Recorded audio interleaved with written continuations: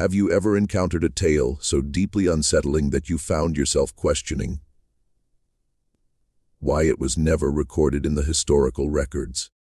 There are occurrences that took place in the shadowy recesses of Appalachia, events that people deliberately chose to forget, narratives intentionally removed from official documentation because the reality was far too disturbing to be preserved. Before we proceed, let me ask you this: where are you tuning in from at this very moment? Share it in the comments section. I truly enjoy discovering where our listeners are joining us from, particularly when we're about to delve into something this grim. This happens to be one such narrative.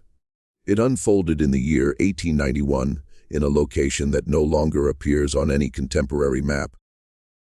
A settlement by the name of Thorn Ridge Hollow, nestled deep within the mountains of what was then Western Virginia. The inhabitants there were cut off from the outside world, isolated for months at a time during the brutal winters. And within that seclusion, something developed that should never have been permitted to thrive. Clara Whitlock was 34 years old in the spring of 1891. She was a tall woman, her frame bearing the marks of strenuous labor and even more taxing years. Her hands were rough and marked with scars from decades of working the rocky soil that surrounded the modest cabin she shared with her sister.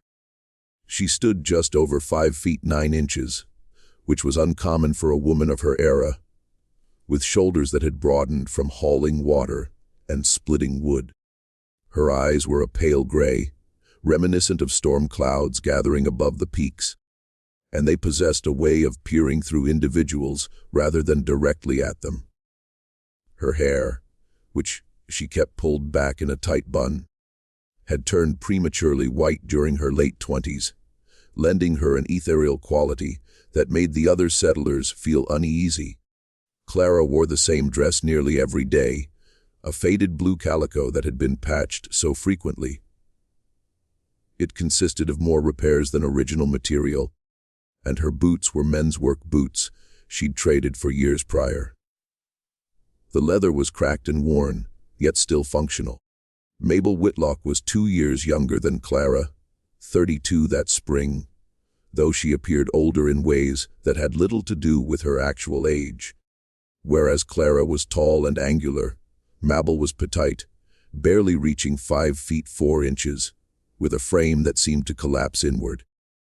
Her posture was perpetually slightly stooped, as if bearing an invisible burden on her shoulders, and her movements had a peculiar quality to them.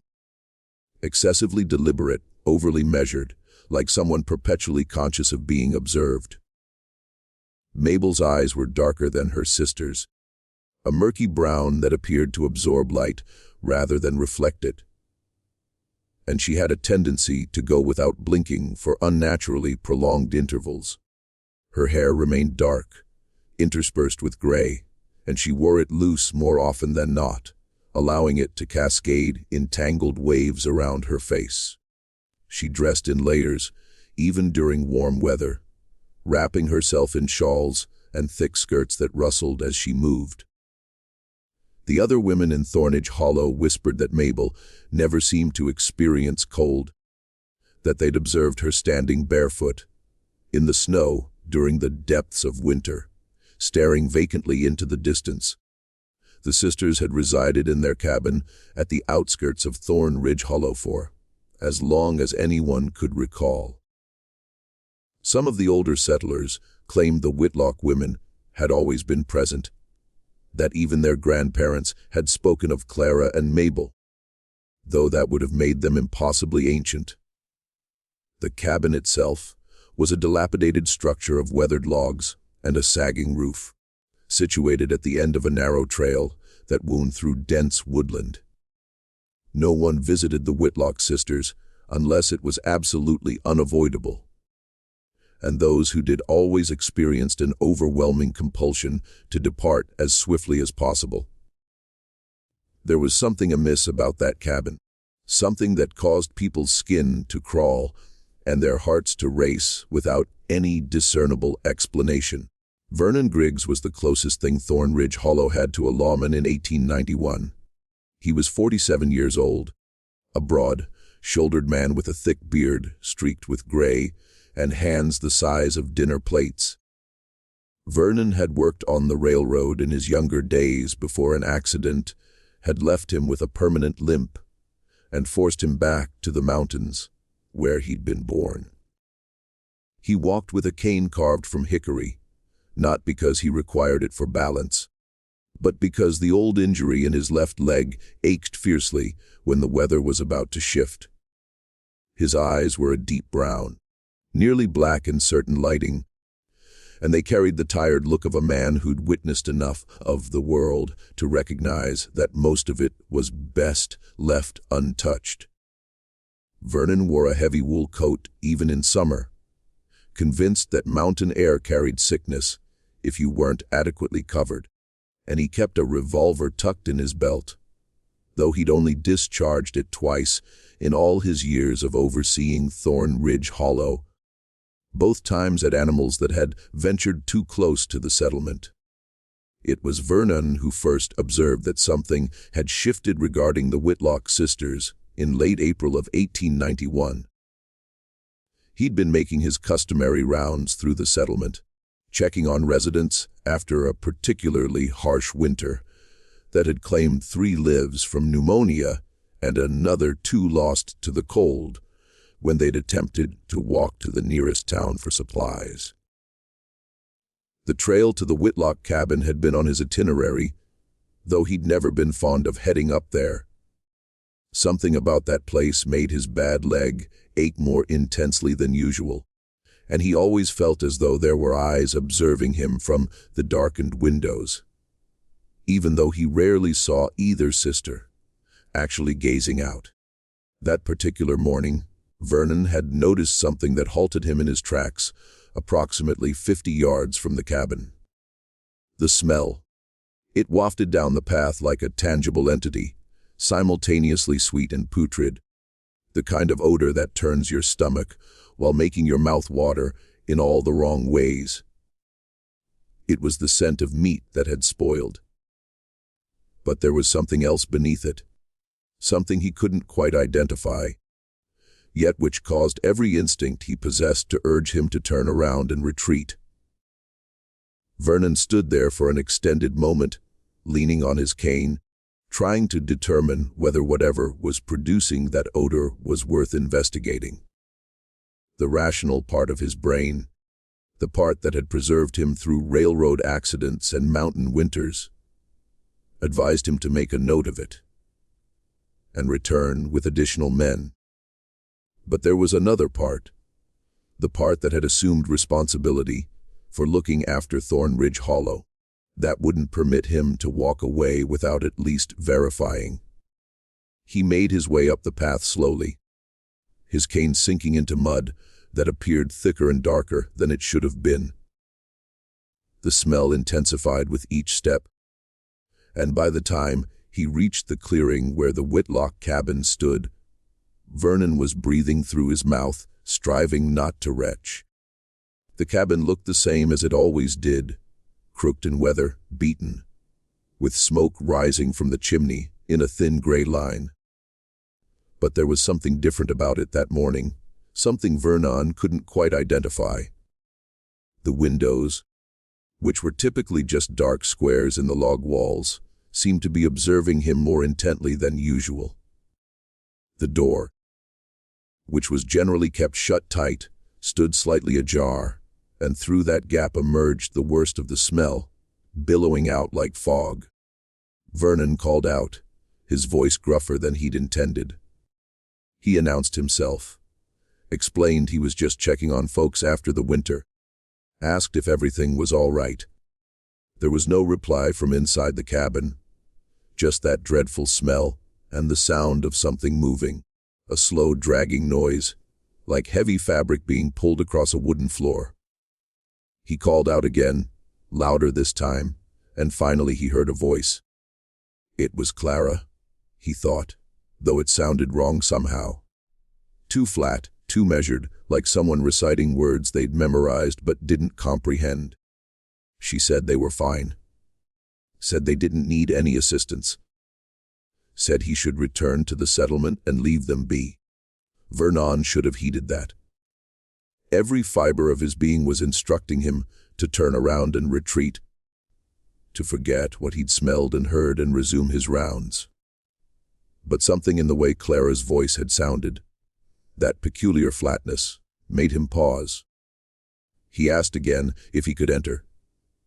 Said he just needed to verify, with his own eyes, that they were all right, that it was his duty to check on everyone. There was a long silence from inside the cabin, broken only by that dragging sound, and then the door swung open wider. Clara stood in the doorway, and Vernon's initial thought was that she looked different. Her dress was stained with something dark that could have been mud or could have been something else entirely. Her pale gray eyes had a glassy quality to them, and she wasn't quite looking at him, her gaze fixed on a point just over his left shoulder. She repeated that they were fine, that he should leave. And this time there was an edge to her voice that Vernon had never heard before, something sharp and dangerous lurking beneath the flat monotone. Behind her, deeper in the cabin, Vernon could see movement. Mabel, he assumed, though he couldn't make out any details in the darkness beyond the doorway. He asked about the smell. Clara's expression didn't change, but something shifted in her eyes, a flicker of something that made Vernon's hand instinctively move toward the revolver at his belt. She said they'd been curing meat, that the winter had been harsh, and they were preparing for the next one. It was a reasonable explanation, the kind of thing anyone in Thorn Ridge Hollow might say. But the way she said it, combined with that awful smell and the wrongness that seemed to radiate from the cabin, made it sound like a lie. Vernon didn't press further. He nodded, said he understood, and backed away slowly, his cane squelching in that too, dark mud. He didn't turn his back on the cabin until he'd reached the bend in the path, where the trees obscured his view of it. Even then, he could feel those pale gray eyes watching him, and he swore he could hear that dragging sound following him through the forest. Always just a few steps behind, but never quite catching up. By the time Vernon made it back to the settlement proper, his shirt was soaked with sweat, despite the cool spring air, and his bad leg was throbbing so severely he could barely walk.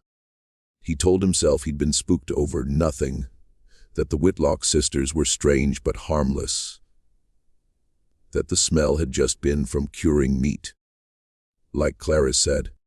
But that night, lying in his bed in the small room he rented above the general store, Vernon couldn't shake the feeling that something terrible was happening up at that cabin, something that needed to be stopped before it spread beyond those crooked walls. And speaking of spreading the word, this story is being told to you by Crime of Slaves You. If you're finding this tale as unsettling as I am in the telling of it, go ahead and subscribe to the channel. And if you're hearing this on some other channel, know that they've stolen our content without permission. Report them for us, would you? The next few weeks passed quietly in Thorn Ridge Hollow, or at least as quietly as anything ever passed in that isolated settlement. Spring turned toward summer, the mountains bursting with green as the last of the winter snow melted away. Vernon continued his rounds, but he found himself avoiding the path to the Whitlock cabin, telling himself he was just being efficient with his time, that there was no need to check on them every day, when they'd made it clear they didn't want visitors.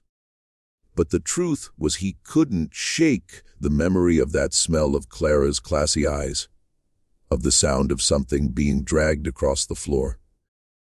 He started asking around casually, trying to find out if anyone else had been up to the Whitlock cabin recently, if anyone had noticed anything strange. Most people just shook their heads.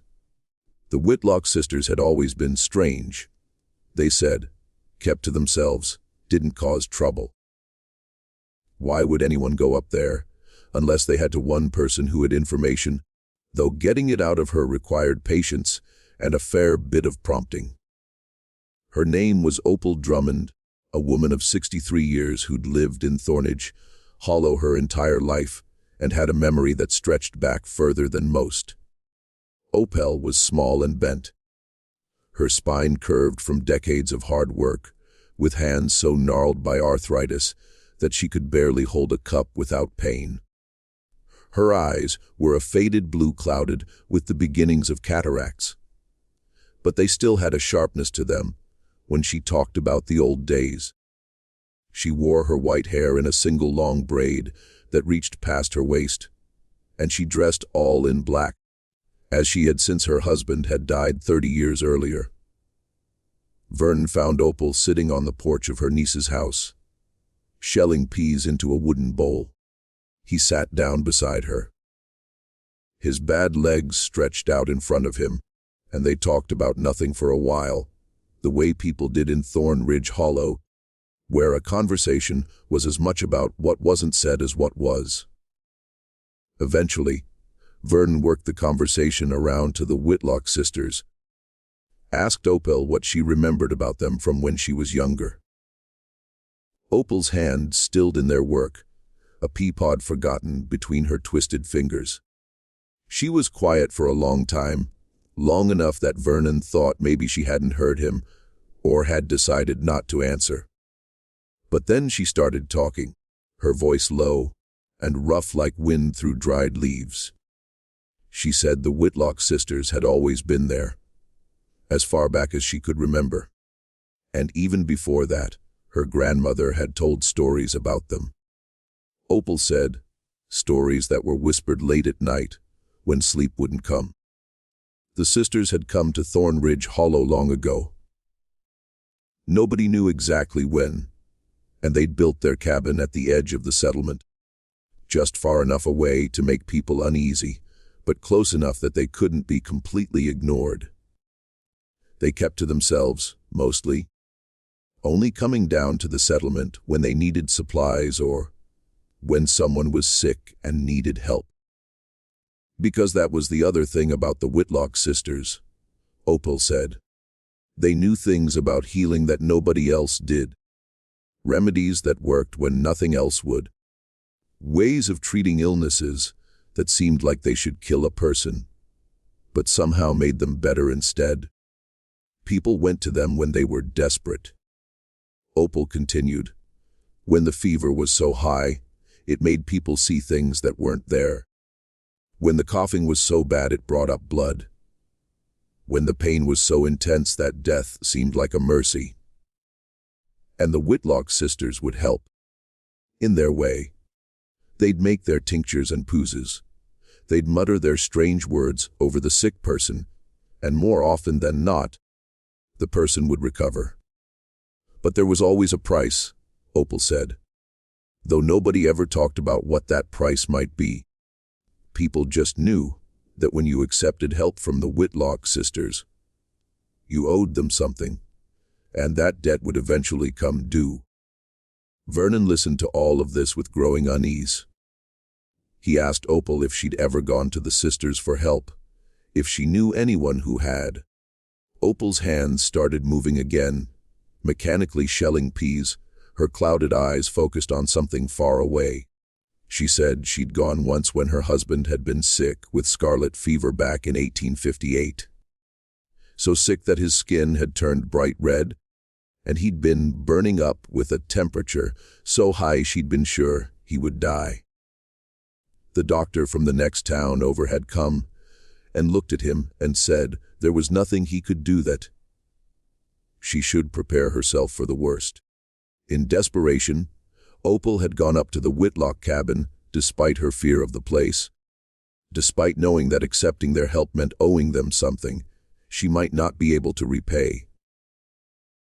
The sisters had been younger then, Opal said, though even in those days they'd seemed ageless. Neither young nor old, but something in between. They'd listened to her story without expression. those strange eyes, watching her like she was something interesting, but not quite human. Then they had given her a bottle of dark liquid, told her to give her husband 3 drops every hour until the fever broke, and warned her not to give him any more than that, no matter how bad things got. Opal had taken the bottle and fled back to her house, feeling like she'd made a bargain with something she didn't understand. The liquid had worked. Her husband's fever had broken within a day, the red flush fading from his skin, his breathing becoming easier. He'd survived, lived another 12 years before a mining accident took him in 1870. But Opal said she'd never felt quite right about it, never been able to shake the feeling that she'd traded something important for her husband's life, even though she couldn't say what that something was. And she'd noticed things afterward, small things. The way shadow seemed to move differently in her house, the way food would spoil faster than it should, the way animals would sometimes look at her with an intelligence that made her skin crawl. Vernon asked what she thought was happening up at the Whitlock cabin now, why that smell had been so strong.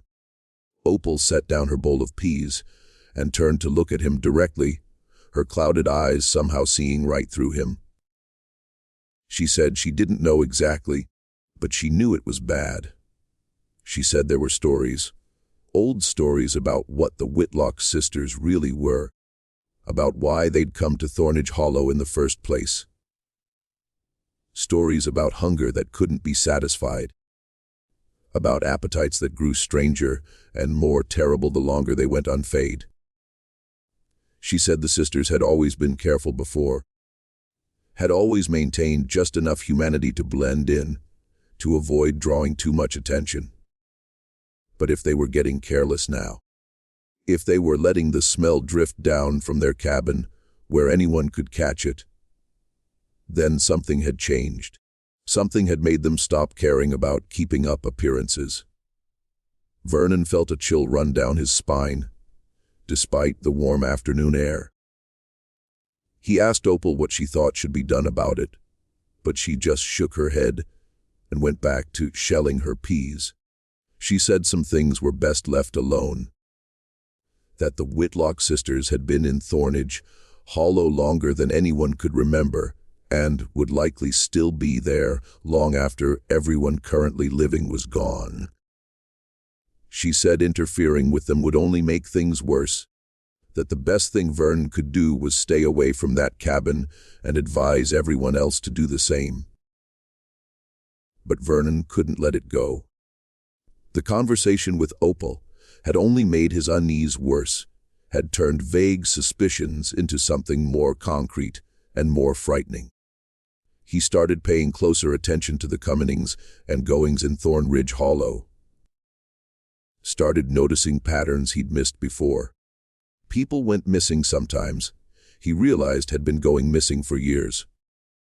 Usually it was folks passing through, travelers who had gotten lost in the mountains and stopped in Thorn Ridge Hollow for directions or supplies. They'd stay overnight, maybe 2 nights, and then they'd disappear. The assumption had always been that they'd moved on, continued their journey, maybe gotten lost in the woods or fallen off a cliff in the dark. But now Vernon wondered if maybe those travelers had never left Thorn Ridge Hollow at all.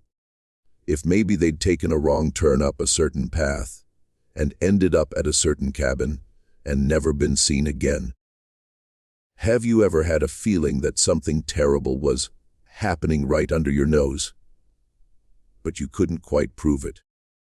Drop in the comments if you've ever experienced that knowing certainty that something was wrong, even when everyone around you seemed to think everything was fine. In early June of 1891, a new traveler arrived in Thorn Ridge Hollow.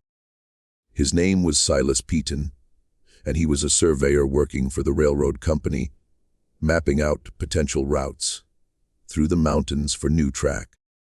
Silas was 29 years old, a lean man of medium height with a kind of restless energy that made it hard for him to sit still for long.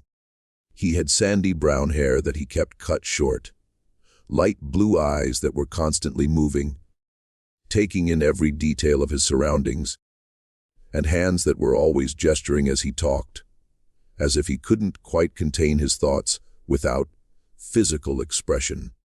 He wore city clothes that were impractical for mountain travel, a suit that had once been fine, but was now dusty and worn from weeks on the road, and he carried a leather satchel full of maps and surveying equipment that he guarded more carefully than most men guarded their money.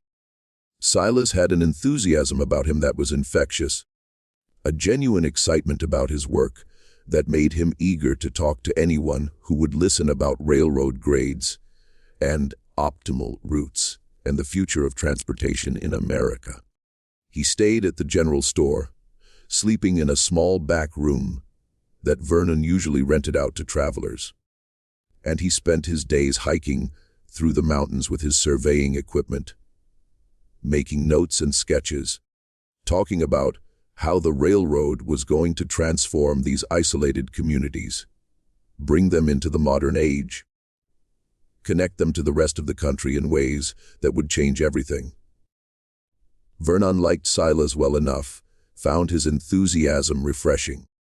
Even if some of his ideas seemed far-fetched, they talked in the evenings, Vernon sharing what he knew about the local terrain, while Silas showed him the maps he was creating, explaining how the railroad would need to cut through certain valleys, bridge certain streams, tunnel through certain mountains. It was during one of these conversations that Silas mentioned he'd heard there was a cabin up at the edge of the settlement in a direction he hadn't explored yet, and he was thinking of heading up there the next day to survey the area. Vernon felt his stomach drop. He told Silas that wasn't a good idea, that the terrain up that way was too rough for surveying, that there was nothing up there worth looking at. But Silas just laughed, said he appreciated the concern, but he was used to rough terrain, that he'd surveyed in worse conditions than anything these mountains could throw at him. Vernon pressed harder, tried to explain that there were people living up there who didn't take kindly to visitors, that it would be better to stick to the other directions. But the more Vernon pushed, the more interested Silas became, his curiosity piqued by Vernon's obvious reluctance to let him explore that area. The next morning, despite Vernon's continued warnings, Silas set out with his surveying equipment, heading up the path toward the Whitlock cabin. Vernon watched him go with a growing sense of dread, that same feeling he'd had months earlier when he'd approached the cabin himself and smelled that terrible, sweet, rotten odor. He considered following Silas, making sure he made it back safely. But his bad leg was aching particularly badly that morning, and he told himself that Silas was a grown man who could make his own decisions, that maybe the surveyor would just look around and come back, and that would be the end of it. But Silas didn't come back that night. Vern waited at the general store, telling himself that Silas had probably just gotten caught up in his work, had decided to camp out in the mountains to get an early start the next morning. Surveyors did that sometimes, Vernon reasoned, especially ones as dedicated as Silas seemed to be. But when the second night passed with no sign of the surveyor, Vernon knew he couldn't ignore it any longer. He gathered 3 other men from the settlement, told them about Silas's disappearance, and together they headed up the path toward the Whitlock cabin. The smell hit them before they were even halfway there, worse than Vernon remembered. So strong it made 2 of the men gag, and one actually vomit into the bushes beside the path. They covered their faces with handkerchiefs, breathing through their mouths, and pushed forward. The cabin came into view through the trees, looking even more decrepit than usual, its walls seeming to lean at impossible angles, its windows dark and empty, like eye sockets in a skull. Smoke still rose from the chimney, but it was thicker now, darker, carrying that awful smell with it. As it drifted up into the clear June sky, Vernon called out, his voice muffled by the handkerchief over his mouth. He announced that they were looking for Silas Peaton, that a man had gone missing, and they needed to search the area. There was no response from the cabin. Just that same heavy silence broken only by the sound of flies, thousands of them buzzing around something they couldn't see. Vernon called out again, louder this time, and finally the door opened. Clara stood there, and Vernon realized with a jolt of horror that she looked younger than she had a few months ago. Her skin, which had been lined and weathered, seemed smoother, almost glowing with an unnatural health. Her white hair seemed less white, streaks of darker color running through it, like her body was reversing its own aging. But her eyes were the same, those pale gray eyes that looked through him rather than at him. And now there was something else in them, something hungry and satisfied at the same time, like a predator that had fed well, but was already thinking about the next meal. She said she hadn't seen any surveyor, said no one had been up to the cabin in weeks, said they should leave now if they knew what was good for them. But Vernon saw past her into the cabin, and what he saw made his blood run cold. Hanging from the rafters were shapes, large shapes wrapped in cloth and rope, and even through the fabric he could see the outline of human forms. The smell was overwhelming now, making his eyes water and his throat close up, and he knew without any doubt what those shapes were, knew that Silas Peaton would never be surveying another railroad route. Vernon pulled his revolver, his hands shaking so badly he could barely hold it steady. The other men did the same, those who had weapons, and they stood there in the clearing in front of the Whitlock cabin, facing Clara with a mixture of fear and determination. Vernon demanded that she step aside, that they be allowed to search the cabin, that she and Mabel surrender themselves for questioning. Clara's expression didn't change, but something shifted in the air around them. Something that made the hair on the back of Vernon's neck stand up, and his bad legs start throbbing with a pain so intense he nearly fell. What happened next was something Vernon would never be able to fully explain. Something that lived in his nightmares for the rest of his life. Mabel appeared in the doorway beside Clara, though Vernon hadn't seen her approach. Hadn't heard the sound of footsteps. She looked different too. Younger, healthier, her hunched posture straightened, her dull brown eyes now bright, with an intelligence that was somehow worse than the blankness they'd held before. The two sisters stood side by side, and they began to speak, but not in any language Vernon recognized. The words were wrong, the syllables twisted and ugly, and hearing them made something inside Vernon's head hurt. Made him think of things he'd rather forget, memories he'd buried deep rising to the surface, like corpses floating up from the bottom of a lake. One of the men with Vernon, a farmer named Herschel Crane, who was 42 years old and built like an ox, suddenly dropped his rifle and fell to his knees, clutching his head and screaming. Another man, Jasper Finch, a blacksmith of 37 with arms thick as tree trunks, turned and ran, crashing through the forest in blind panic, his shouts fading as he got further from the cabin. The third man, Amos Yates, a trapper of 51, who'd faced down bears and mountain lions without flinching, stood frozen, his mouth opening and closing like a fish out of water, his eyes rolling back in his head, until only the white showed. Vernon raised his revolver with shaking hands and fired. The shot was deafening in the quiet of the mountains, and for a moment everything stopped. The strange words cutting off mid-syllable, the air itself seeming to hold its breath. Vernon's bullet hit Clara square in the chest, right where her heart should have been, punching through the faded fabric of her dress and into the flesh beneath. She looked down at the wound, her head tilting to one side like a curious bird, and then she looked back at Vernon and smiled. It was the first time he'd seen her smile, and it was worse than anything else he'd witnessed. Worse than the shapes hanging from the rafters. Worse than the smell. Worse than the unnatural youth that seemed to glow from her skin. Her teeth were too white, too sharp, arranged in her mouth in a way that suggested they could do far more damage than ordinary human teeth. Blood did flow from the wound, but it was wrong. Too dark, almost black and thick like syrup.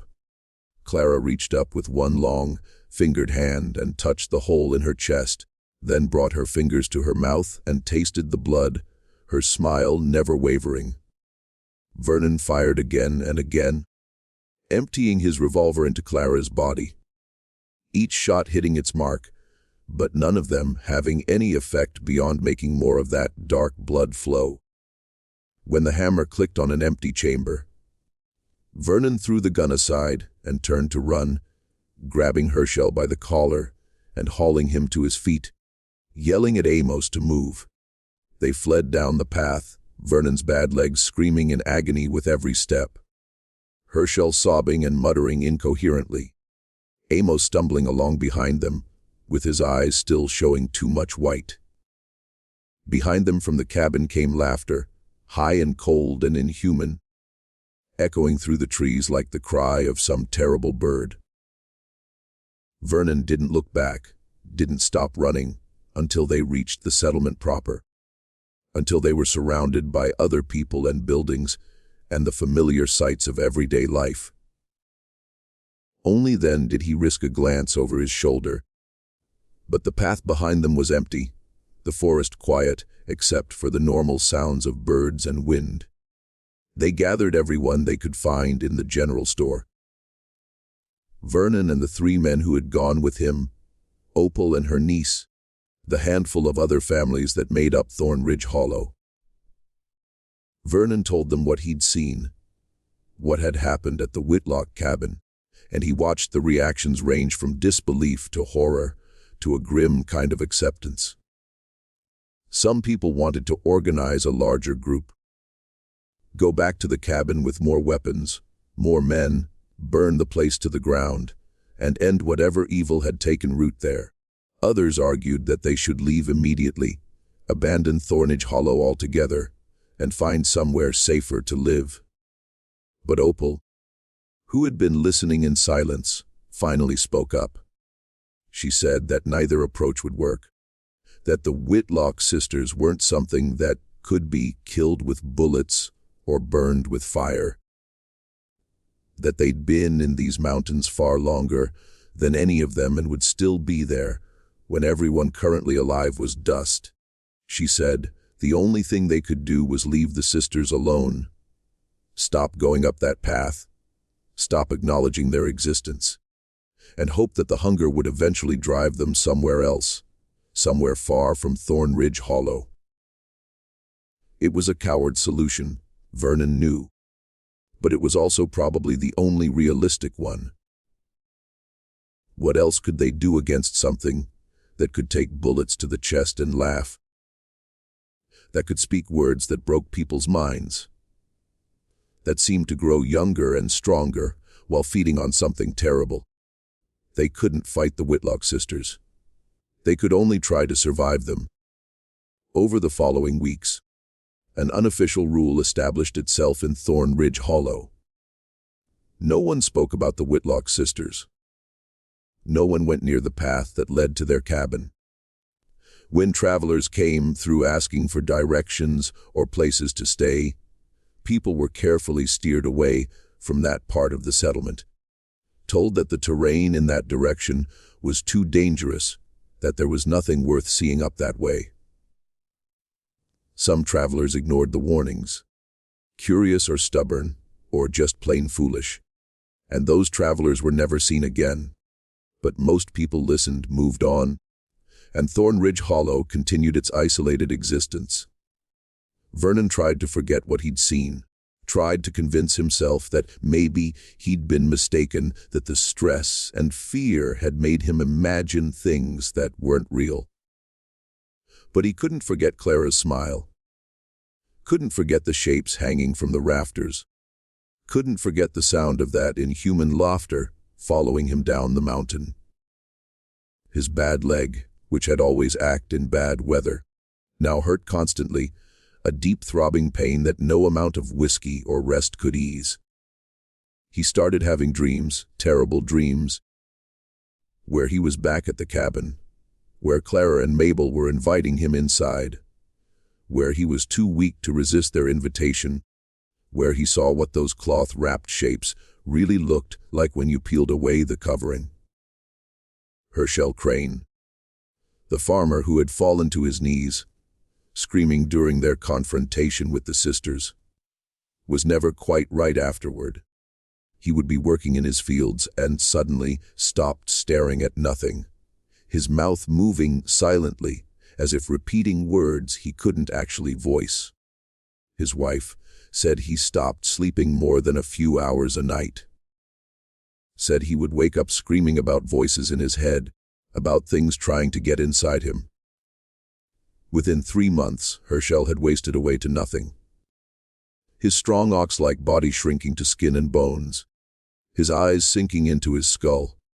He died in September of 1891, and the doctor who examined him could find no physical cause, said it was like his body had simply decided to stop living. Amos Yates, the trapper, disappeared 2 weeks after their encounter at the cabin. His wife said he'd gone out to check his trap lines and never came back. They found his body a month later high up in the mountains, far from any of his usual routes. He was curled up in a small cave, and the expression on his face suggested he'd died in absolute terror, though there wasn't a mark on his body to indicate what had killed him. Some people whispered that he'd gone back to the cabin, that the sisters had called to him somehow, that he hadn't been able to resist. Others said he'd just gotten lost and frozen to death, even though it was late summer, and the nights weren't nearly cold enough for that. Jasper Finch, the blacksmith who'd run in panic, left Thorn Ridge Hollow in July, packed up his tools and his family, and moved to a town 3 counties over. He sent one letter back to Vernon, just a few lines saying he couldn't stay, that every time he closed his eyes, he saw things he couldn't explain, that he needed to get as far from these mountains as possible. Vernon understood. There were days when he wanted to do the same thing, wanted to pack up and leave, and never look back. But something kept him in Thorn Ridge Hollow. Some stubborn sense of duty. Or maybe just the knowledge that running wouldn't help, that those pale gray eyes would follow him wherever he went.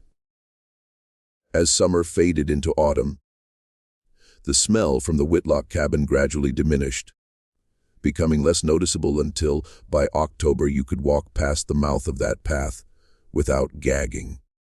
Vernon took this as either a good sign or a terrible one. Either the sisters had become more careful about disposing of their victims, or they'd eaten their fill and were resting, satisfied for the time being. He didn't know which possibility scared him more. Winter came early that year, snow falling in late October and continuing through November, piling up in drifts that made travel between the scattered cabins of Thorn Ridge Hollow difficult, and travel to the outside world impossible. The settlement was cut off as it was every winter, left to survive on stored food, and each other's company until the spring thaw. It was during this isolation that Vernon started noticing something new. People were getting sick more often and in stranger ways. Not the usual winter ailments like coughs and fevers, but something else. Something that made them waste away like Herschel had, or made them see things that weren't there, or made them wake up screaming in the night about dreams they couldn't remember.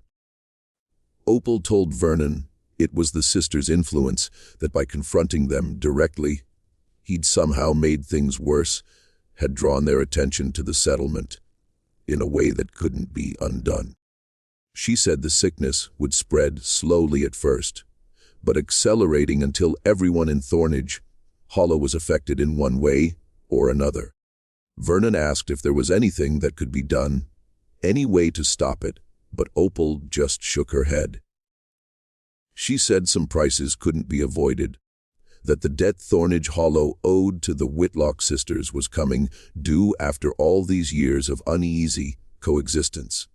By the time winter released its grip in March of 1892, 7 people had died in Thorn Ridge Hollow, and another dozen had left, unable to stand the constant feeling of dread that seemed to permeate the settlement. Those who remained did so out of stubbornness or poverty, or simply because they had nowhere else to go. Vernon was among them, his bad leg now barely functional, his nights filled with dreams that left him exhausted and terrified. He'd aged 10 years in the span of months, his beard going completely gray, his face developing deep lines that made him look far older than his 48 years. In early April, Vernon made a decision. He couldn't fight the Whitlock sisters, couldn't kill them or drive them away, but he could at least try to understand them, try to find out what they really were and what they wanted. He spent weeks researching, writing letters to folklorists and scholars in distant cities, describing what he'd seen without revealing where it had happened or using any real names. The responses he got were varied and mostly unhelpful. Some dismissed his account as the ravings of an imaginative mind. Others suggested he was dealing with some kind of mass hysteria or environmental poisoning. But a few responses stood out. Letters from people who seemed to know more than they were willing to commit to paper, who hinted at old stories and older truths, who warned him to leave well enough alone. One letter in particular caught Vernon's attention. It came from a professor at a university in Massachusetts, a man who specialized in American folklore and mythology. The professor didn't dismiss Vernon's account out of hand. Instead, he wrote about stories from various cultures, stories about beings that looked human but weren't, beings that fed on something more than just flesh, that sustained themselves on fear and suffering, and the slow erosion of community.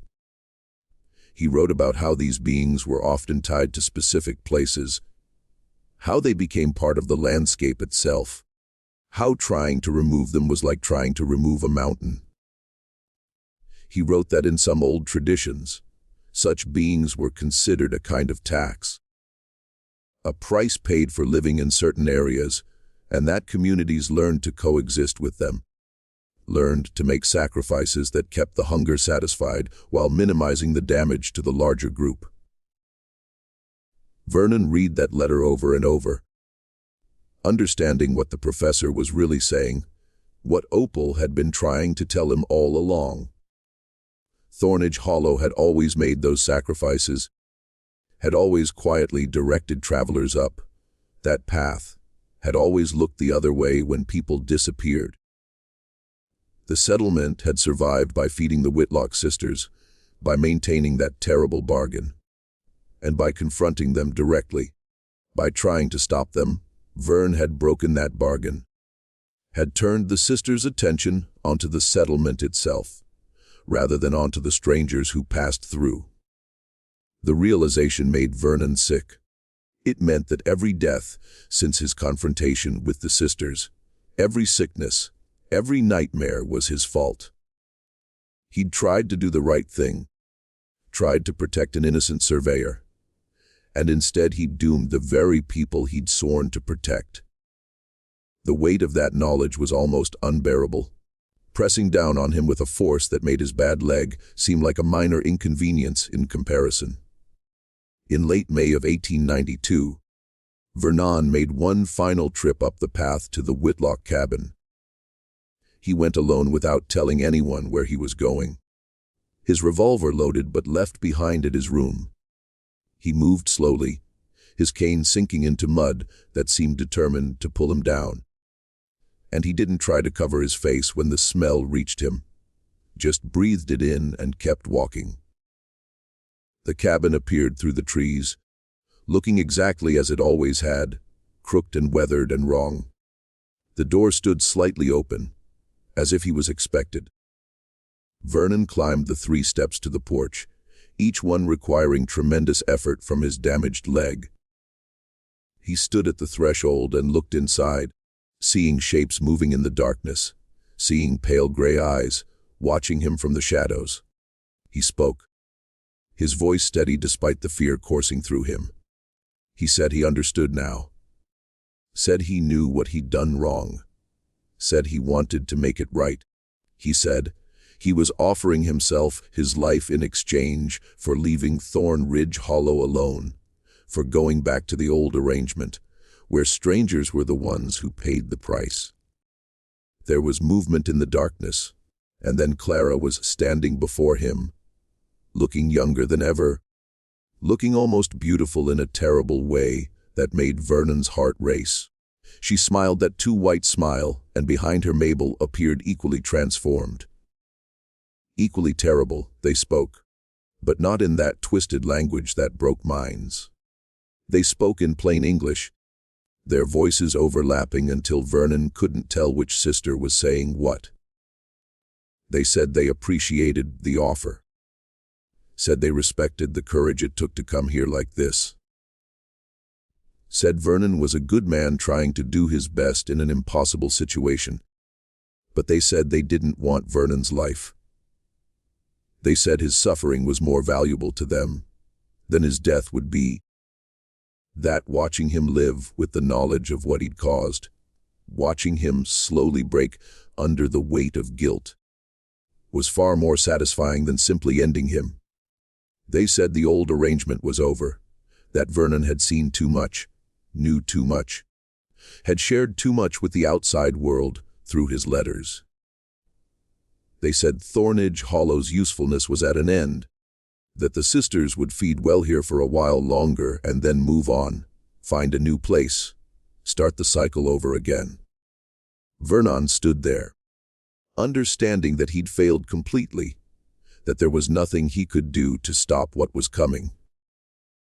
The sisters reached out simultaneously, their 2 long fingers touching his face, and Vernon felt something drain out of him, some essential part of himself flowing into them.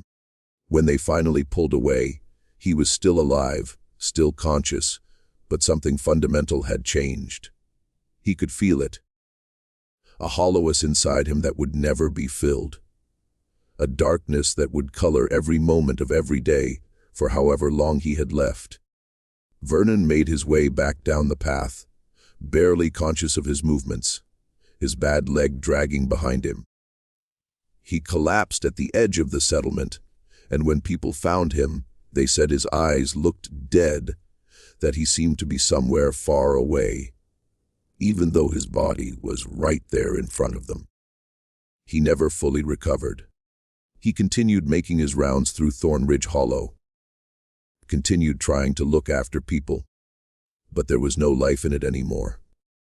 No purpose. He was going through the motions of existence without actually existing. The Whitlock sisters continued their work through the summer and fall of 1892. More people died. More people left until Thorn Ridge Hollow was barely a settlement anymore. Just a handful of stubborn souls clinging to a place that was actively destroying them. Vernon watched it happen with a kind of detached horror, unable to help, unable to even care as much as he felt he should. By the time the first snow fell in October of 1892, he was a hollow shell of the man he'd been, kept alive by routine and nothing more. The winter of 1892 to 1893 was the hardest anyone in Thorn Ridge Hollow could remember. The snow fell continuously for weeks, piling up higher than anyone had ever seen it, cutting the settlement off so completely. It was like the rest of the world had ceased to exist. Food ran low, fuel ran low, the cold crept in through every crack and gap, and people started burning furniture just to stay warm. And through it all, the Whitlock sisters remained in their cabin at the edge of the settlement, smoke rising constantly from their chimney, that terrible smell sometimes drifting down on the wind. Opal Drummond died in January of 1893, sitting in her niece's house, with her hands folded in her lap, looking for all the world like she'd just fallen asleep. Vernon was there when it happened, sitting across from her, watching as the light faded from her clouded eyes. Her last words were barely a whisper, something about debts and prices, and how some things had to be paid for one way or another. Vernon understood. Opal had lived with the knowledge of what the Whitlock sisters were for her entire life, had accepted it as the price of living in this place, and now that price had finally caught up with her. By the time spring came in 1893, Thorn Ridge Hollow had ceased to be a viable settlement. Of the 53 people who'd lived there in the spring of 1891, only 17 remained, and most of those were making plans to leave as soon as the passes cleared. Vernon helped them pack, helped them prepare for the journey out of the mountains, knowing that he wouldn't be going with them. His bad leg had deteriorated to the point where he could barely walk even with his cane, and something inside him had broken so completely that he no longer had the will to try. The last family left in late April, leaving Vernon alone in the settlement with empty cabins and silent streets. He moved into the general store, living in the back room where he'd once rented space to travelers like Silas Peaton, and he waited. He didn't know what he was waiting for exactly, just that there was some final thing that needed to happen before his story could end. In early May of 1893, 2 years after Silas's disappearance, Vernon woke to find Clara and Mabel standing in his room.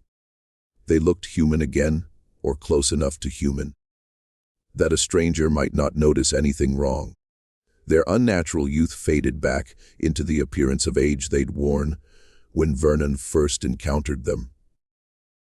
They told him they were leaving, that Thorn Ridge Hollow had given them what they needed, that it was time to move on.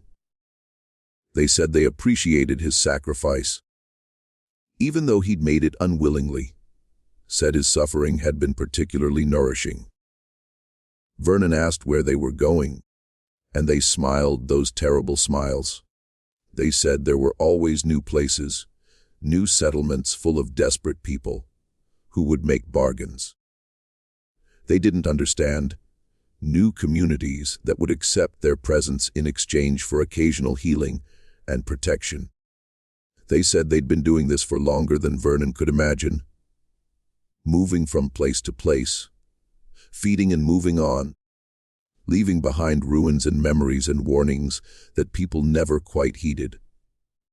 Then they were gone, and Vernon was alone in the empty settlement. He sat in the back room of the general store for 3 more days, not eating, barely drinking, just existing in that hollow space where his life had become. On the 4th day, he took his revolver, the same one he'd emptied into Clara's chest 2 years earlier, and he walked out into the forest, not up the path to the Whitlock cabin, but in a different direction, into deep woods where no one ever went. What happened there is something only Vernon knew, and he took that knowledge with him when he died. They found his body in the fall of 1893 when a group of hunters passed through the abandoned settlement and decided to explore. Vernon was sitting against a tree, his revolver on the ground beside him, his cane across his lap. The expression on his face was peaceful. The first peace he'd known in 2 years. The hunters buried him there, marked the grave with stones, and moved on, never knowing the full story of what had happened in Thorn Ridge Hollow. The settlement itself slowly disappeared over the following decades. The buildings collapsed under the weight of snow and time. The paths were reclaimed by forest. By 1920, there was nothing left to mark where Thorn Ridge Hollow had been. except for a few foundation stones and the occasional rusted piece of equipment. The Whitlock cabin lasted longer than the rest, standing crooked and dark at the edge of where the settlement had been until a forest fire finally consumed it in 1943. But stories persisted. Hikers in the area sometimes reported strange smells on the wind or the feeling of being watched from empty forest. There were tales of two women seen walking the old paths, appearing and disappearing like ghosts, always moving, always searching. Park rangers would occasionally find evidence of camps that seemed wrong somehow, places where people had clearly stayed, but where nothing natural remained, where the earth itself seemed poisoned or changed. And sometimes, in small, isolated communities, scattered throughout the Appalachian Mountains, stories would emerge of helpful women who knew strange remedies, who could cure illnesses that shouldn't be curable, who asked for payment in ways that didn't make sense until much later. These stories would circulate for a few years, people whispering about miraculous healings and terrible prices, and then they would stop. The communities would fade or be abandoned, and the women would move on, leaving behind only warnings that were never quite believed. The official records make no mention of Thorn Ridge Hollow, of the Whitlock sisters of Vern Griggs, and his failed attempt to stop something that couldn't be stopped. The census records for that area show a gap, years where no population was recorded, as if the settlement had never existed at all.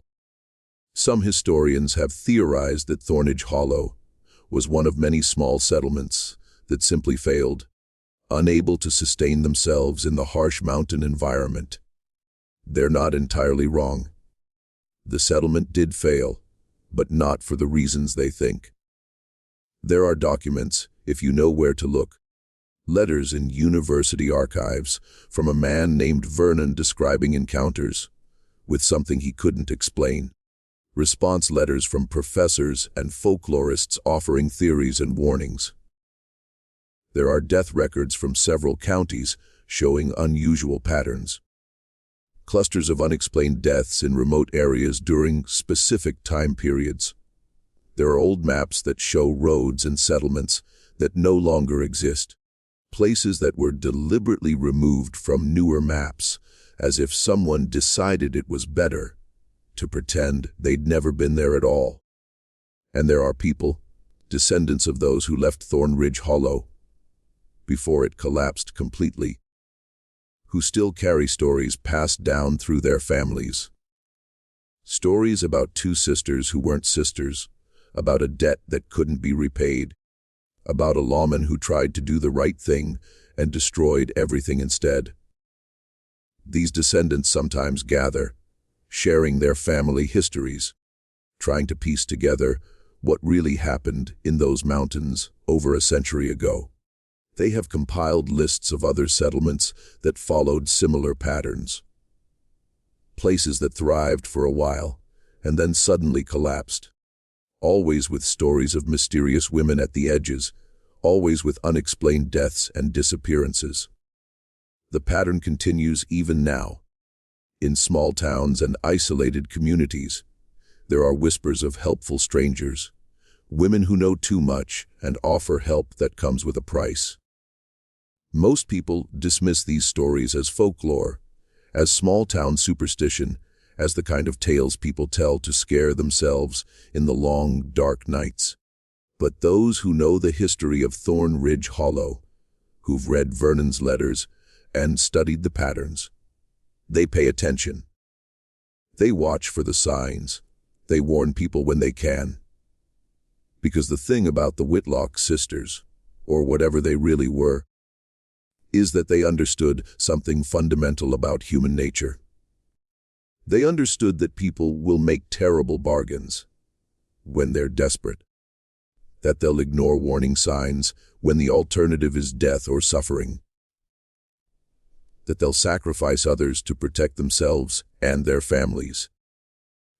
And as long as that aspect of human nature exists, As long as there are people willing to make those bargains, the sisters, or things like them, will continue to find new places to feed, new communities to hollow out from within, new warnings to leave behind for those who come after. Vernon knew this in the end. That's what drove him to those final days alone in the abandoned settlement. What made him walk into those woods with his revolver? He'd understood that he couldn't save anyone, couldn't stop what was happening, could only bear witness to it and carry the weight of that knowledge until it crushed him. He'd tried to break the pattern and had only reinforced it, had only proven that the sisters were right about human nature, about the inevitability of the cycle they perpetuated. The forest where Thorn Ridge Hollow once stood is quiet now, peaceful in a way that feels earned, rather than natural. The trees have grown tall over the ruins, covering the foundations with moss and roots, reclaiming the space for nature. Hikers sometimes pass through without ever knowing that people once lived there, that a community rose and fell in those valleys, that terrible things happened under those trees. And maybe that's for the best. Maybe some stories are better forgotten, some warnings better left unheeded, because the truth of them is too disturbing to carry forward into the light.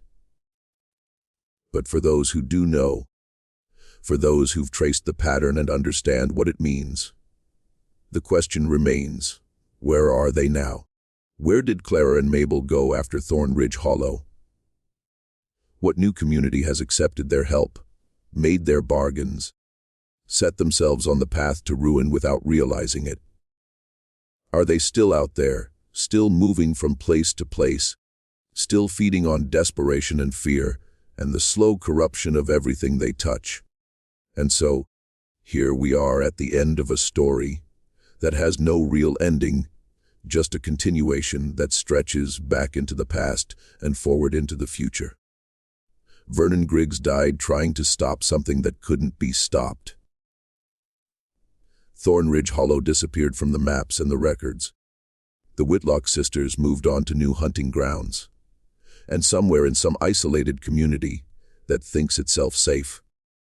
The cycle is beginning again, the same patterns emerging, the same terrible bargains being struck, the same price being paid by those who come after. Do you believe there are things in this world that can't be explained, that operate by rules we don't understand? Have you ever encountered something that made you question everything you thought you knew about reality? Drop your thoughts in the comments below.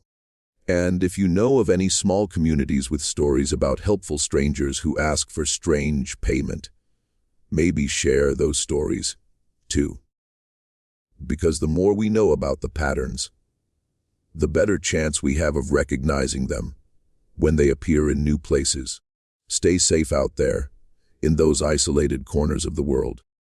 Pay attention to Narian Virginings even when they seem like superstition, and remember that some help comes with a price that won't become clear until it's far too late to refuse payment. Until next time, this has been a story from the darkest corners of American history. The parts they didn't put in the textbooks, because some truths are too disturbing to